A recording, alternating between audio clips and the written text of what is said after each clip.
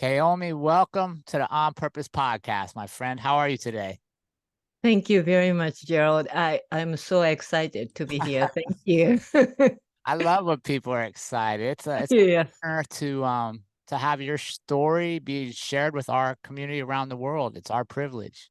Wow. It is my privilege. I'm so grateful. Thank you. Thank you. Um, so in researching you, I have some. I'm amazed at what you've done, and I applaud you for turning tragedy and some heartache in life into something so positive that's inspiring people now through your writing and stuff around the world. So I commend you for that. Thank you. Thank you. I had quite a number of adversities throughout my life. The most recent one was my husband passing too. But I'm so glad, my spiritual path and then, you know, uh, of course, the time and realization made me to be here and then sharing the story with you. Thank you. And I love it. And I got to tell you, I think Patrick will be watching while we have this conversation. Oh, yes, I think so. All Thank right, you. now though, Kiyomi, before we get into all this stuff, we got to learn a little something about you. We got some warm-up questions I like to ask my guests so that we get to really know some of the minor things in our lives. Are you ready for this? Sure. All right, Kiyomi, you get to eat one food for the rest of your life. What will you eat? um, you know, I I cook a lot. I have a lot of food allergy, and so I have to choose the food very carefully. Yeah. And then I cook by myself. My favorite is, and actually Patrick, my late husband, uh, favorite was my bread pudding. Bread pudding. Yes, like an Right. English style, but modified by me. What do you do to modify it?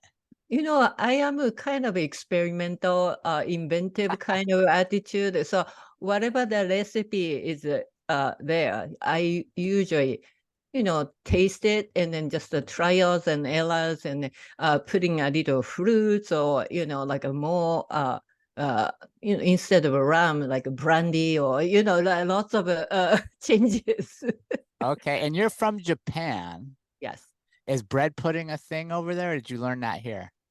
Oh, actually, we have almost like a porridge and a bread pudding porridge. Sometimes we do eat Oh, okay. breakfast, but it's not really really baking.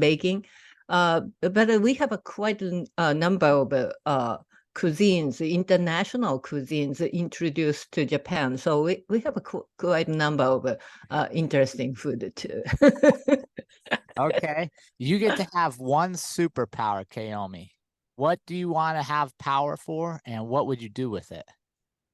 Um, I like to have the all creatures in peace. That's I want to create something like that. So it's not easy work. Everybody try very hard toward that goal, but that's a everlasting my hope. Man, I love it. I hope in our lifetime we can see that come true. Yes, I think we've been here quite a hundreds, thousands of years since the first human exists. But even before human, we have a lot of uh, you know uh, evolution, and then so uh, all creatures are all connected. So some are extincted, but in daily we lose many species. But I hope we can keep as many as possible and then have a wonderful planet here. That'd be great. What's your favorite book? My favorite book. I have a number of books I like. Because I wrote a memoir last year, published. So of course, I love to see a bunch of memoirs. Every story is so precious. I mean, everybody has a life, and then story to tell. So I can't really discriminate one to another, but in general, I love memoirs over novel. Okay, yeah. Is there Fiction. one that you read that really resonated with you and made you think differently? I think I like the Educated, Westover. She was a very young, kind of isolated in a Wyoming, in a quite a eccentric family, and she wasn't educated until I think she's almost teenage, becoming teenage. So, but she found a way, how she can be educated. She had a almost impossible resilience and tenacity in her life. The parents are quite a different, different people, and then she has a siblings. So the siblings was sometimes violent too. So she endured. So I like that transformative story. Yes. That's a good one. Yeah, I have to look that up. I've never heard of that one. Yeah, Tara Westover. Yeah. Okay. Yeah. All right, Kyomi. One last warm-up question. You Yes. have to have dinner with one person. Who do you want to have dinner with, and what do you want to ask them? Um, you know, I lost my husband. I'm not just sticking to the past, but when he passed, of course, spiritually he was with me. However, his physical being, he had a brain tumor and a metastatic melanoma in brain. So his brain condition was quite challenged. So I couldn't even communicate in a way, profound depths of our being together. So, since he is in a spiritual realm, I want to talk with him. Even he passed. That's my first choice. Like a more heartwarming. How you doing? Yeah. And I want to say thank you to him too. Ah, that's so good, Kyomi. He would love it. Would you make bread pudding? Oh yes, definitely. His favorite. So That was his favorite. uh, you know, every time, even during the 3 years of caregiving and then battle for against the cancer, every uh, every every time he came back from hospital to home, I always prepared bread pudding in advance. So, we usually have a milk tea, cup of tea, British tea with milk, and then a bread pudding. That's a welcome treat. Oh, I love it. Oh man, that's so good. Well, let's start our conversation there because I think in researching stuff and getting ready for this, it seems that losing Patrick really was a changing point for you Oh, in your definitely. adult life. Yes. So talk us through what you've learned about yourself through loss. Um, you know, loss loss is experienced by individuals so differently. I'm pretty sure. And then grieving, associated with loss are also different. Um, when he passed, I knew he is going to pass for 3 years because first prognosis, at the time of his onset of diagnosis, he was told just only live a few months, but he lived for 3 years, extended period of time. So we knew he is going to die, but advanced medicine and care and devotion made his life much longer. But I wasn't really sure. The longer, the better at the point, because I lost him even before he physically lost. Sure. He was, mentally, spiritually, like psychologically, practically, he wasn't there in a way we used to. So I was experiencing loss quite a number of years. Yeah. Actually, the onset was 2013 summer, June 14th, but even before then, maybe couple years before that, I started to feel something is wrong with him. So I was beginning to kind of feeling of a decaying our relationship. That's already felt loss. Yeah. What's the you said something that's I think is very insightful, and I'd like to get your opinion on it and more thoughts. The difference between loss and grieving. Yes, loss is of course based on fact. Somebody is passing, right? Or the loss could be, even extended in our daily life. Our best friend is moving to a different state, or like losing job, or anything you felt lost is a loss, right?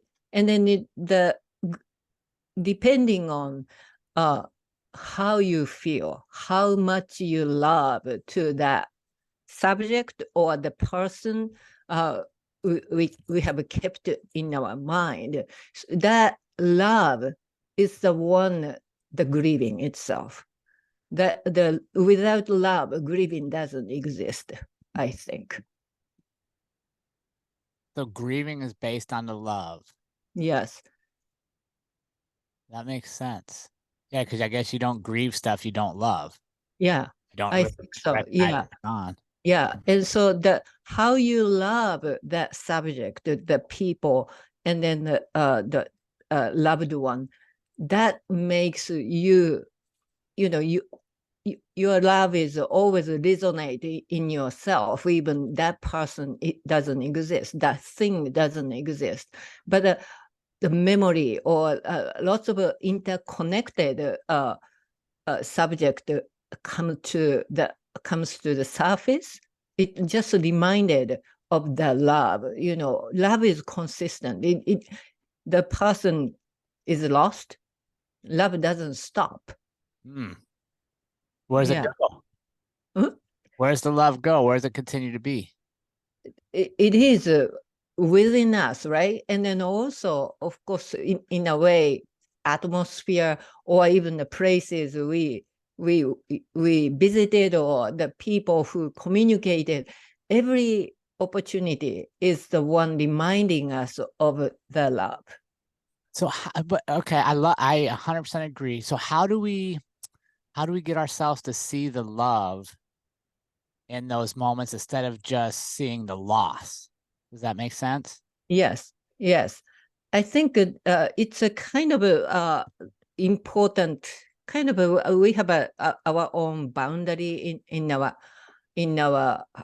heart. So if you are focusing on loss, you are going into deep end some way. But the love is the one, even healing process. The love is the one leading us to heal, basically. So it doesn't, if the person or the subject doesn't exist, but the healing is still ongoing. And then the love is the one slowly make us heal from that trauma of the loss. Yeah. That's one of the consistents in life, right? Yes, I think so. We constantly having losses and then traumatized and then healed and then heal and then grieving comes together. Yeah, I love how your perspective on it, because you see it as part of the living process, right? Like Yes. life isn't Yes. supposed to be perfect. It's not Yes. supposed to be pain free. Like we're all gonna have pain. Right. Yeah, exactly. And then it's not the turning the page one to another page, or like a switching switch channel A to B, we are not losing any love, but we are still learning how we can sustain in this living, in this life, with the pain or the love we held inside. Yeah, that's amazing. And this was just one of the adversities that you kind of used throughout your life to chronicle and to share with the world. What made you want to share those stories? Yes, I have a situation, condition I created by myself to survive in the severe adversities. So that started from my childhood. I was emotionally, verbally abused in Japan. It started when I was still preschool, 3.5-year-old. And then my mother was also abused by the same people, like my father and the paternal families.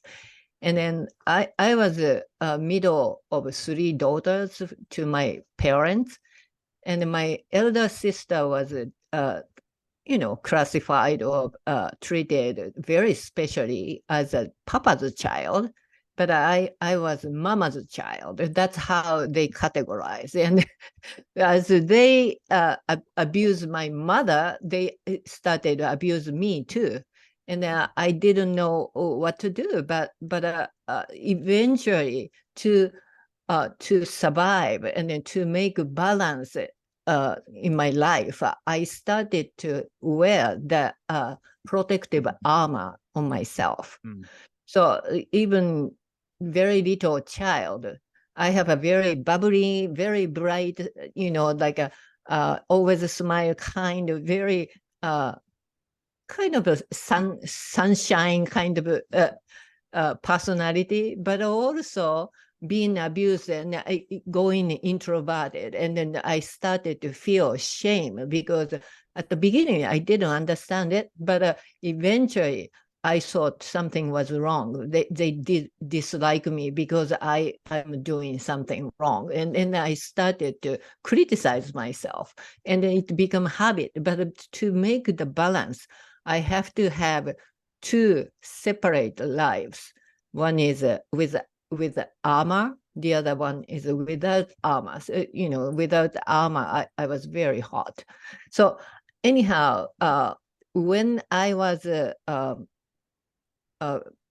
protecting my husband from cancer, and then all of the any practical assault. Sometimes medical system give you a little difficult time, like mistakes or whatever, and then but emotionally it's very challenged.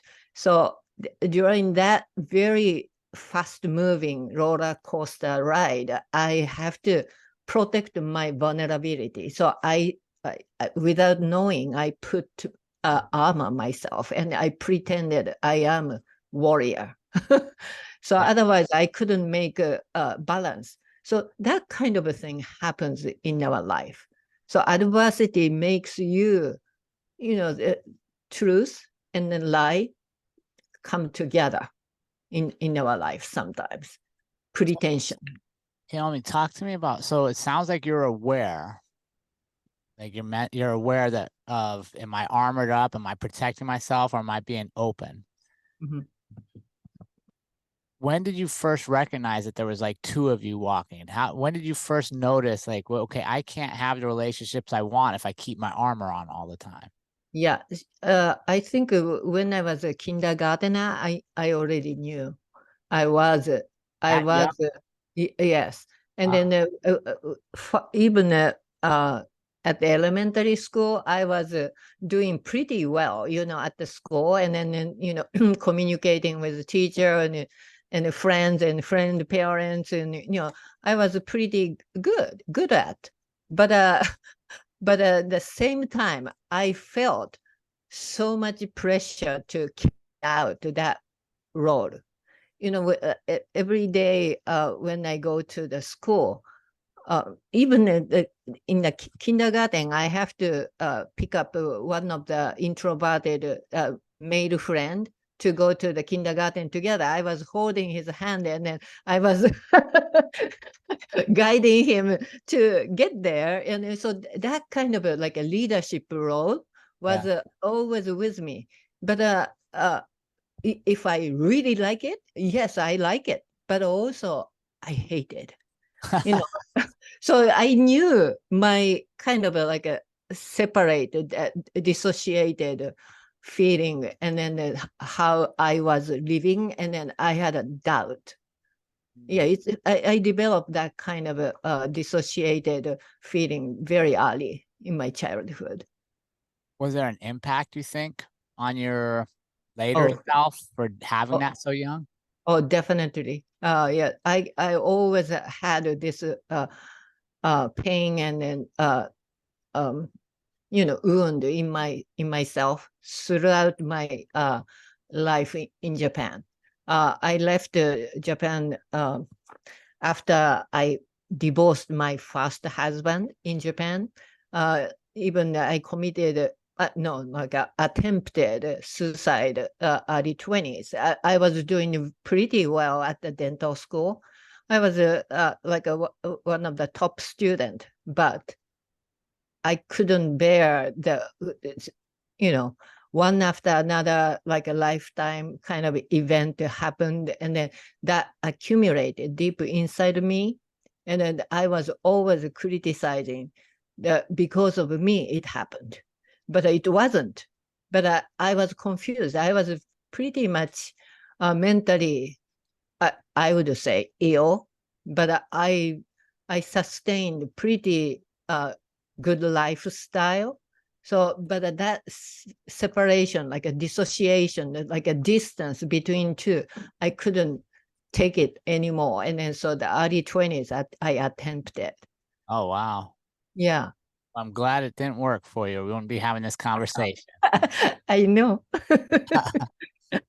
So you wrote a poem. I was reading one of your poems that I really liked. It was called Forgiveness, the Ultimate Self-Love, the Power to Change Our Life. Mhm. And I recently did an episode where I really talked about forgiveness is as much for somebody else as it is for yourself, right? Yes. When I Yes. forgive, I don't have to carry around the weight Mhm. of the situation, Mhm. the weight of the emotions. I'm Mhm. letting it all go. And if you Mhm. choose to let it go, that's great. But I Mhm. can't base Yeah. that on you. Talk me through that poem and what led you to write that and the importance of forgiving Yes. self-love. Yes. So, some people think self-love is like a narcissist or like a self-absorbing or something. No, but self-love is fundamental, the basics of our life driving force, like a life force. We have to. But again, when I was wearing the armors, everybody, I'm not the exceptions. Everybody if something trauma happens, eventually, particularly that if it's repeated, like a complex PTSD type of situation, everybody who receive that trauma start to criticize us. And we are so harsh on ourselves. The wound is becoming deeper and deeper. Pain is intolerable, but still we do it. And then just recently, the last newsletter on the Substack, I wrote about the habit. We have almost like a difficult uh, break that kind of a habitual criticizing ourselves. And it's unnecessary, but we do completely, perfectly criticizing us. And then it just, we don't do it to other people as much as we do to ourselves. So we have to let go and break that cycle of criticizing ourselves, abusing ourselves. It's so easy to adopt that kind of attitude to criticizing and self-tormenting attitude. So that is what we need is love. Nobody else. Because we have some sort of boundary, but we don't have a boundary to ourselves inside. We have to see ourselves from the distance, like above us, and how we are treating ourselves. Then we need to pour out that love to ourselves to heal. I mean, healing is must be done because we constantly hurting ourselves. So forgiveness coming from that, breaking through that habit. We don't know even we have that habit, but the habit is usually attached to some memory storehouse, and then that memory storehouse is resonate and then almost sparkle all the time. So even the small stimuli here and there coming, and then the depth of the problem is flaring up, like inflamed. Yeah. So that's why we need to stop. I love you said something that I want to go back and get more from you, and I loved how you said this is we put up boundaries. Yes. On what other people are allowed to say to us. Yeah. On how other people are allowed to treat us, or we don't hang out with them. Exactly. But we don't put up boundaries on what we tell ourselves. Yeah, exactly. I can be so mean to myself. Exactly. and just accept it, right? So how would you say that's me. Say I'm really mean to myself. Mm. What would you say to me to help me stop doing that? Yes. So first you have to pause yourself. The cycle of criticizing yourself, imposing yourself is like almost like it's like accelerating, and then it never stops. So you need to take some sort of means or tools to pause. So sometimes you go outside and walking, or just listen to the music, or first you have to distract yourself to break that, cycles. And then if you could, nature is a very good thing. I listen to the waves, sound of waves, that monotonous, like a repetitive, that cycle soothes you. So that, like a beach, or I even listen to the breeze, the air. You don't usually pay too much attention, but the breeze has a sound, special sound that soothes you. And then they soak in. And then once you break, you start to feel a little room. And then you just kind of a spiritual expression, but you think you are above your body, your soul and the spirit moving out of your body, and then see from the sky, and then looking down you, and then with love, you can look yourself with love, and then that's quite different from that going only on the cycle. You can just pause your life. Yeah, it's very meditative. It's meditative. Yeah, I think it's a pause. I think that's a good term, right? You got to pause your thoughts. You got to pause your life. Yes. And that's why breathing's so important, right? And that's why meditation includes so much breathing.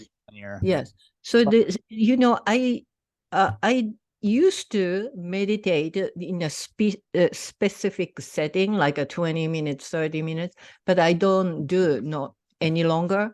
I am a Buddhist, so I do chanting, or, throughout the day in the action, you can make that pause and then a meditative moment.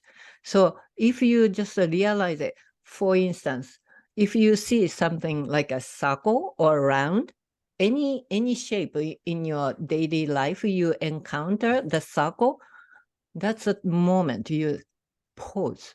Mm. That makes quite a number of a round shape. If you have a cup, and then if you see the cup from above or the bottom, it's a round, right? So you So, pause. yeah, you pause. Yes. I love that. Yeah. So that would be kind of a metric for you. You'd say, if I see Mhm. circles, I must pause and take a breath. Yes, exactly. And then on top of it, like just the pause, the moment, you just breathe in with the love, Yeah. the love coming into your heart and then soothe you. I mean, and then that's stopping criticizing and then, uh, self-imposed kind of difficult situation. Yeah.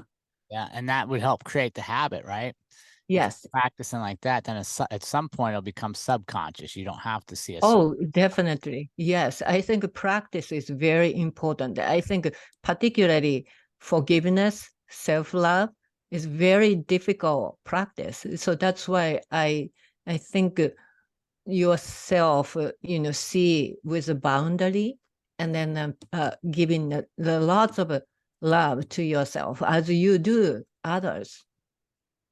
Yeah. Why are we so reluctant to love ourselves? Why are we so, I guess, let me rephrase that. Why are we so quick to be mean to ourselves when we would never be that mean to other people? Why do you think that is?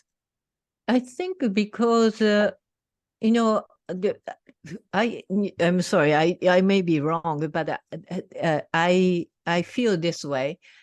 When we are born, we change totally. We are changing the rhythm of the lifestyle. We started to, when we are in the mother's womb, we don't breathe air.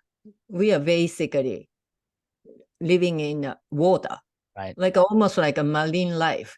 Yeah. So we are going evolution through the tiny, tiny embryo to like being born. We are in the ocean of womb, right? Mother's, so as soon as we started to go through that very difficult, traumatizing experience to change from a marine life to the, airborne kind of a land Yeah. land-based lifestyle, we have to gush out all of that water and then replace. Even we have a lung, function will change from water to air. So that big traumatized experience thereafter, we have a called society. So we are always look up to the system, and then the system demands us who we are. But it is different from we truly we are as a human.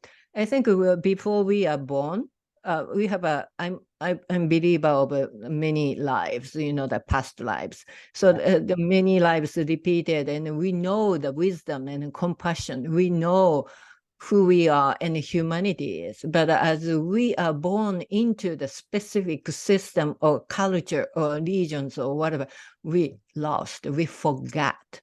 Mm. Yeah, I think you're right. And that's one of the reasons it's so important to rediscover ourselves.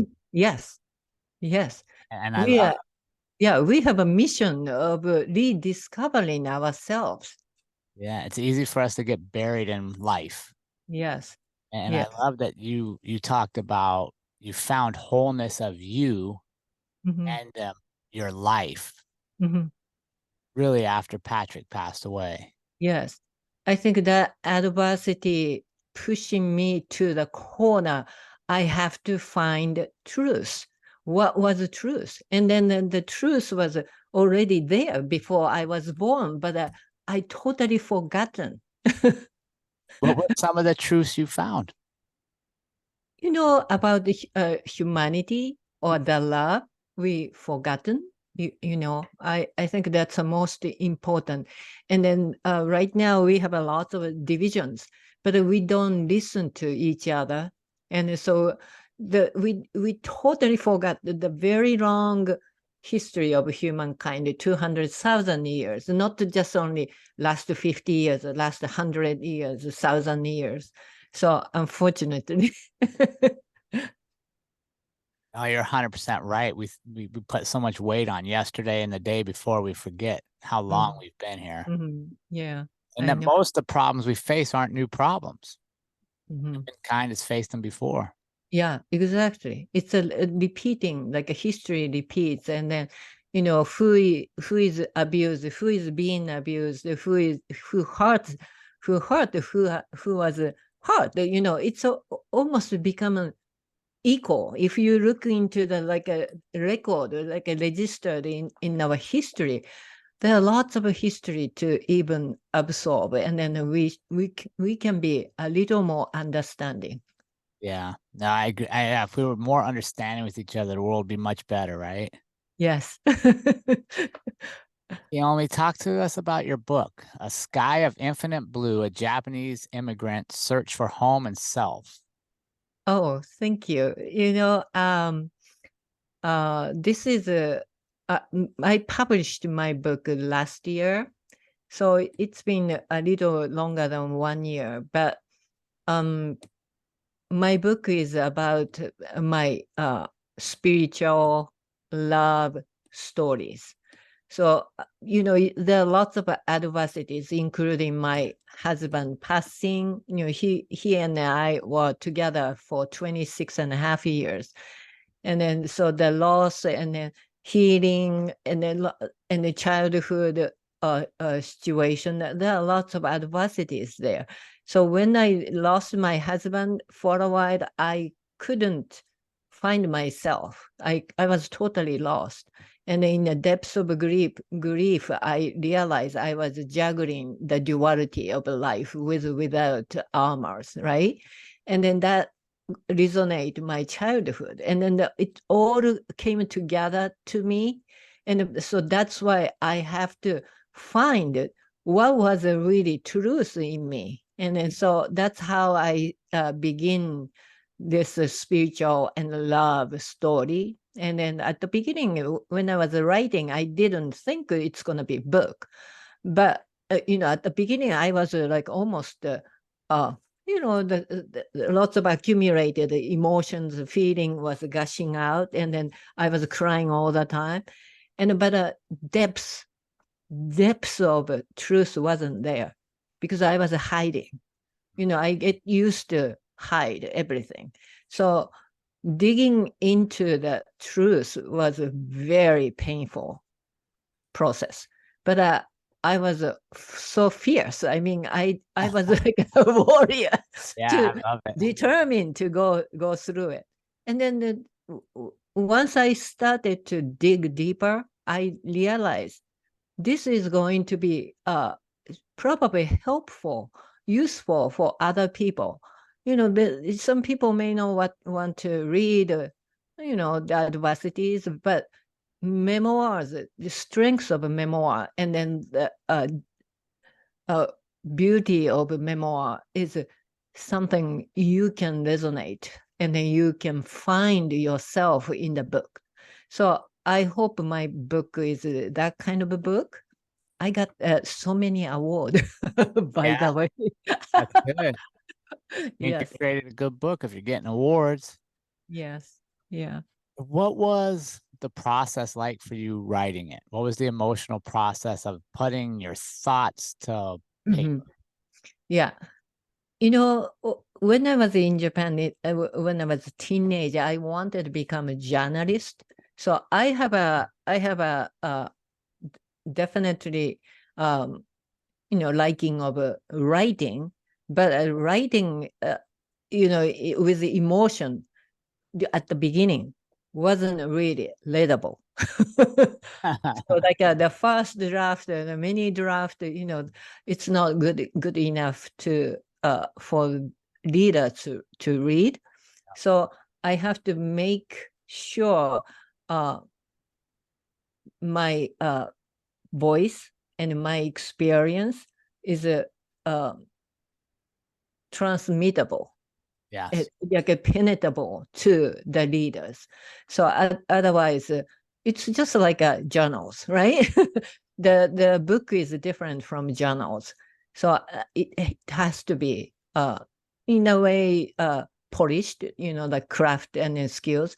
But writing itself was a spiritual practice for me because pain and then difficulty I have to overcome, endure, and perseverance in writing. And then so that and then I was having a hope, wish for the reader to somehow learn from it, or something relatable to them. And then so that's a very important part of my book writing.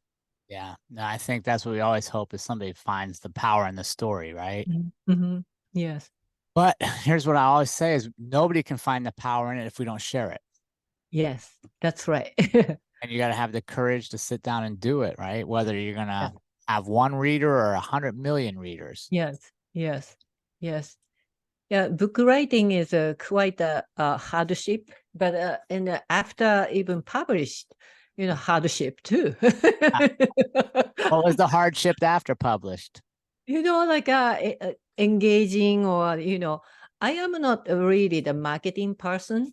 Sure. I really hope reader can read my book, and then something they can feel it, and then they share the feeling. So that's my main purpose. But if nobody read it, that it never happens. So Sure. Kyomi, it's been an honor having you on the show and sharing your story with our community. Where can they follow you to stay in touch? Where would you like them to reach out to you at? okay, so I have a website, Kyomi O'Connor, KYOMIOCONNOR.com. And also I am actively writing newsletter on Substack, kiyomi.substack.com. Thank you so much, Kyomi. Thank It's been you. an honor. Thank you very much, Jerrod. Thank you.